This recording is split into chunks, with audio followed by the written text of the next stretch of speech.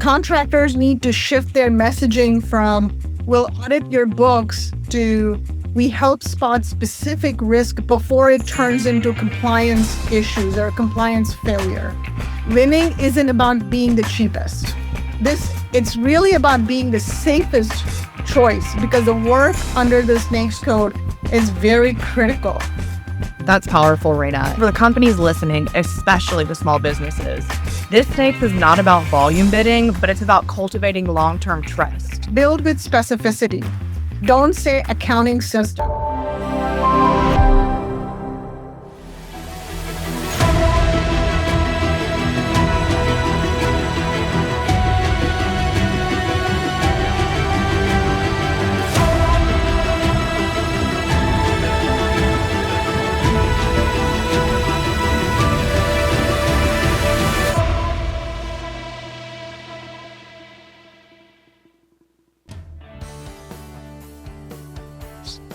Welcome back to Cracking the Code, where data meets strategy for federal contractors. Today, we're digging into NAICS 541219, Other Accounting Services. Now, if you're thinking this is just about CPAs, tax prep, think again. This NAICS touches forensic accounting, audit readiness, internal controls, and so much more. With me today are two people who know this category inside and out. We've got Mon, our data expert who lives in the spreadsheets, and Reina, who turns insight into strategy. Welcome to you both. Thanks, Elizabeth. Excited to talk numbers and trends. Hey, always great to be here. There's a lot of data that contractors need to hear about in this NAICS code.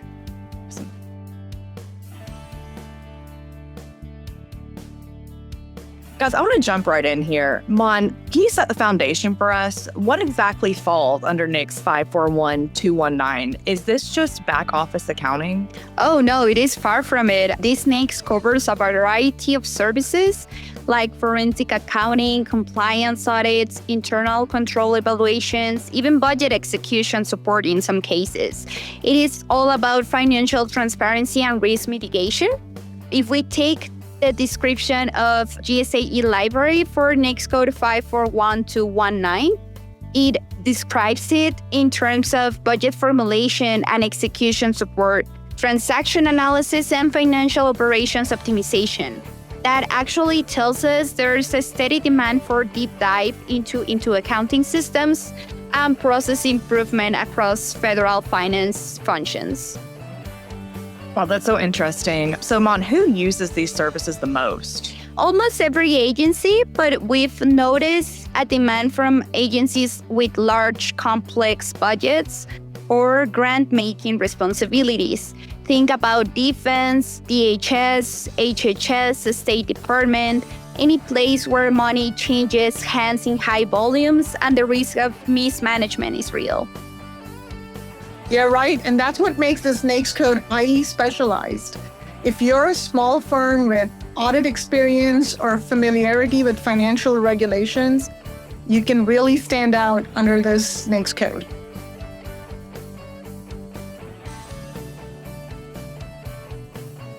Mon, you dove into the data of this NAICS instead of listing dollars, which users can read from our reports. So what's the deeper story here? The real insight comes from how the NAICS code is used by each agency. There is a need to summarize some of the general spending trends. And I am a researcher, so numbers are important to me. And what we see is that between fiscal year 20 to fiscal year 24, the federal government spent $2.9 billion across 1,418 contracts, acquiring products and services under these NAICS. But if you look at the spending trends, for example, take a look at DHS fiscal year 25 forecast, where they posted a requirement between $500K and $1 million for regulatory audit automated forensic audit support under the NAICS code 541219. It signals a shift towards sophisticated forensic analytics and not just basic reconciliation. This forecast opportunity validates the trend we discussed earlier. We are seeing a shift away from basic reconciliation into more complex, automated forensic auditing, risk analytics, and internal control testing. And it is not just DHS, this is a broader evolution across the federal landscape. Agencies are modernizing their approach to financial oversight. And as we've discussed previously, this isn't the highest dollar NAICS. It's where agencies are spending deliberately and with trusted vendors.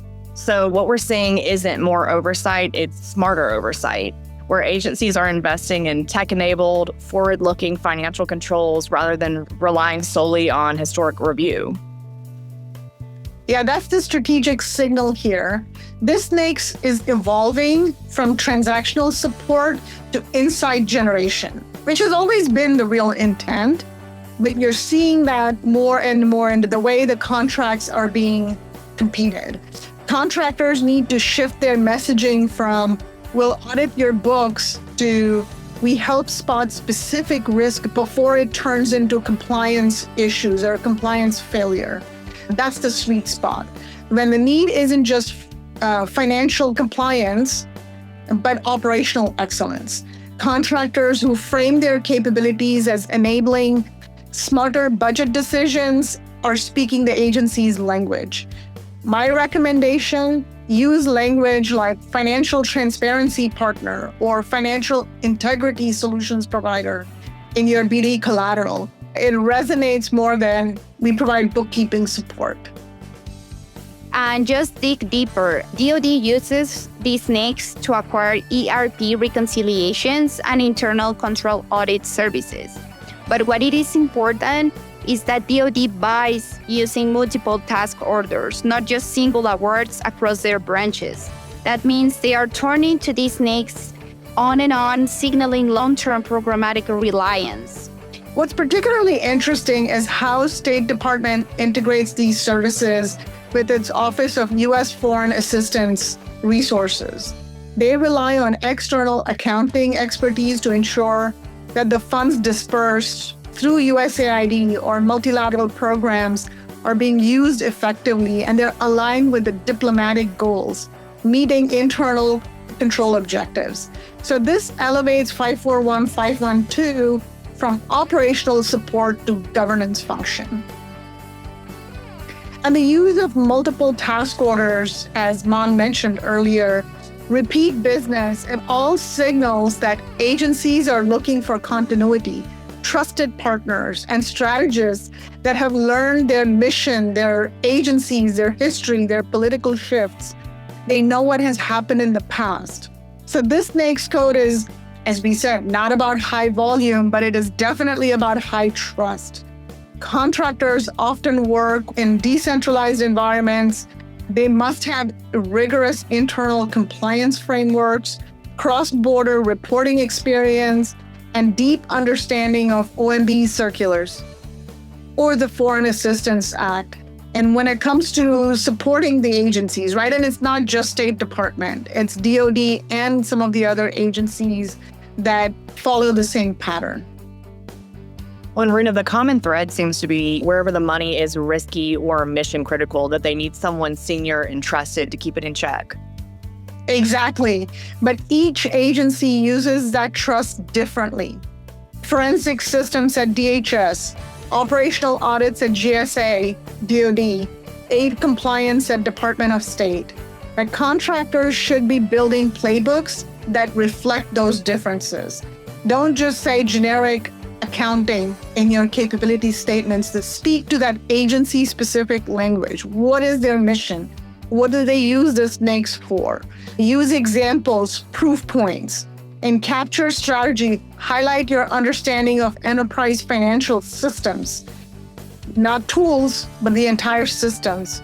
And if you have supported SAP, Oracle, DCA compliance environments, say so. And a quick win, start tracking which agency subcomponents are issuing contracts under 541219. That'll tell you the relationships that need to be built.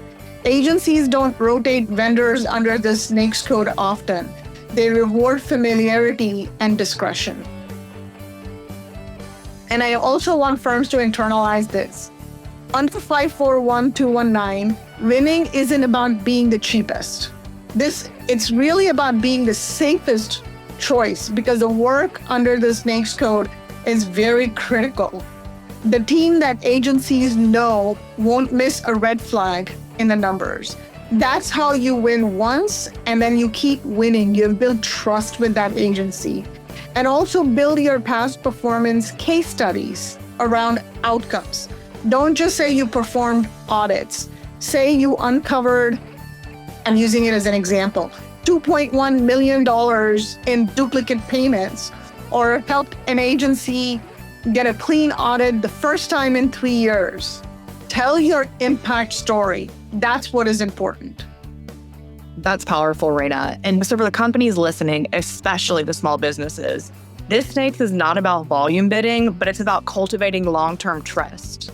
Exactly. In fact, when we analyzed the data from fiscal year 20 to 24, we saw that while the number of small business awards is higher, the value often leans towards trusted incumbents. That tells us agencies aren't experimenting with new vendors here. They want assurance, not risk. Having said that, as part of the Department of Government Efficiency, those initiatives, federal agencies have been driven to find more efficient and mission-focused partners. That means that small and mid-sized firms with specialized audit capabilities and lower cost structures are gaining access to work that traditionally was done by large consultancies where the top 5 firms used to dominate. The work involved here is about building trust, as we have mentioned, and there's a lot of reliance on familiarity. So a strategic inflection point here, you might not win out of the gate, but you can build credibility by teaming on subcontract roles tied to compliance-heavy work. And that doesn't mean teaming with just the large businesses. Look at who the repeat vendors are in your target agency. They might be small or mid-tier companies. You want to build teaming relationships with them. Showcase your commercial forensics work with recognizable financial tools that are used also in the government. But remember what I said, tell your impact story, not just the actions that you took. And most importantly, translate that into your proposals. Write your proposals like you are already and on the inside and you understand their financial systems. Use their terminology, mirror their audit frameworks. What I've gathered here is really, even without federal past performance, there's a way in if you understand the rules of engagement. Right, and here's one more thing. The fourth quarter spike in spending is real, but those fourth quarter awards start from quarter one and the second quarter. So the firms who are paying attention to market research notices, RFIs, and early procurement sign-ons, they are the ones closing the business in the fourth quarter.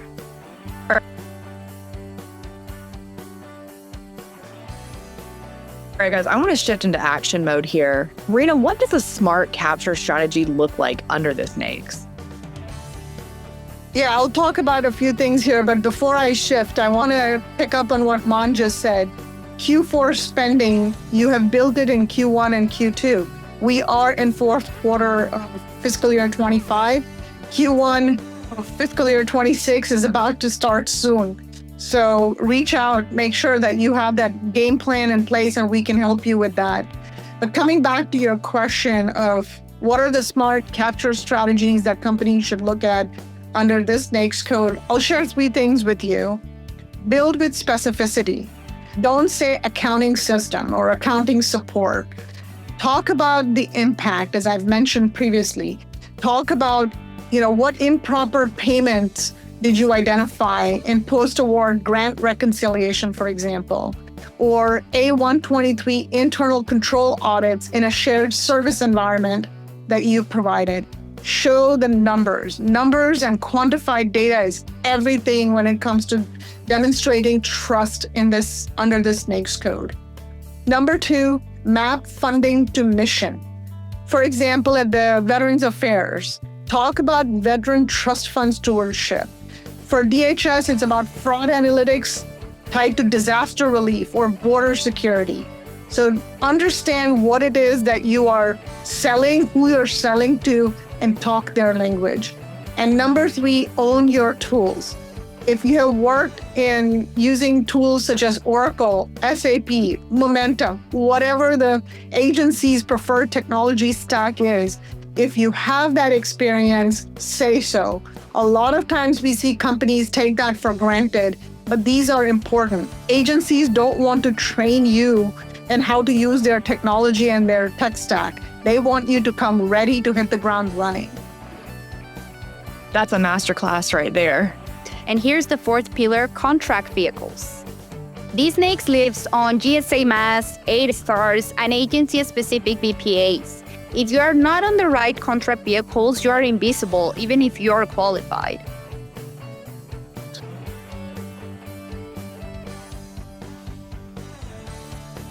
Guys, I want to talk about teaming for a minute because not everybody that's listening has prime past performance. So where would you guys recommend that these small businesses would begin? Traditionally, between fiscal year 20 to fiscal year 24, about 70% of the awards were made to a small business. Let's begin by acknowledging the change and shift in government contracting. Set-asides are no longer the dominant entry point under this NAICS code or pretty much any NAICS code. Agencies under 541 that use 541219 are not prioritizing the socioeconomic set-aside. Now, they are prioritizing small business, but not those subcategories under. Historically, you will see the spend, it's in our report, across the individual socioeconomic set-aside, but that is no longer a priority for agencies. Agencies, while they have always prioritized technical credibility and financial trustworthiness, it is even more important now than it has ever been. So instead of leading with your socioeconomic set-aside status, lead with what specific financial control frameworks have you worked with? Are you familiar with the audit readiness cycles? Experience with ERPs in a shared service environment? And most importantly, position yourself as a value-added teaming partner to incumbents on vehicles like GSA Mass, the Treasury's BPA, or whatever the agency's preferred IDIQ is for purchasing services. Primes are also not looking for a diversity checkbox anymore, but a tactical ally who can reduce the risk and failure of deliverables. And here's our recommendation on how you can add that. Research who is winning now. Use FPDS, US spending, also reach out with purpose, offer value, not only ask for favors. And most importantly, don't pitch yourself as a small business. Pitch your controls testing, grant analytics, and fraud mitigation capabilities. Well, and what about joint ventures and the mentor protege programs? They're not a shortcut, but they can be a growth engine if you use them strategically. In 541219, mentor proteges, JVs, aren't used just to gain entry, but they're used to scale operational delivery and to meet specialized requirements like independent audit readiness, OMB A123 assessments, or Treasury compliance work. So large firms do compete heavily in this space, but they'll form JVs with specialized niche firms that can plug gaps in areas like grant management controls, forensic audit tool sets, ERP financial compliance, especially in Oracle, Momentum type of systems. So if you are a small business with depth in one of those lanes, the message isn't let us in. It is that we are here to take the pressure off your team and de-risk on the next contract. And just one more tip. Agencies that trust you once will likely keep you for future task orders. So the first win isn't just our revenue, it is your onboarding for the next 5 years. Exactly. That first engagement should be your future case study. Deliver like the next task order depends on it, because it does.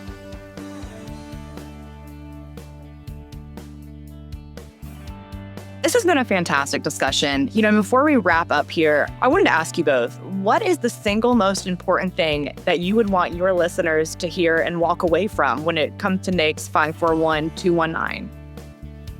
For me, it's this. 541219 is no longer a support services NAICS. It's risk visibility. The agencies using it are trying to surface financial blind spots before they become program failures.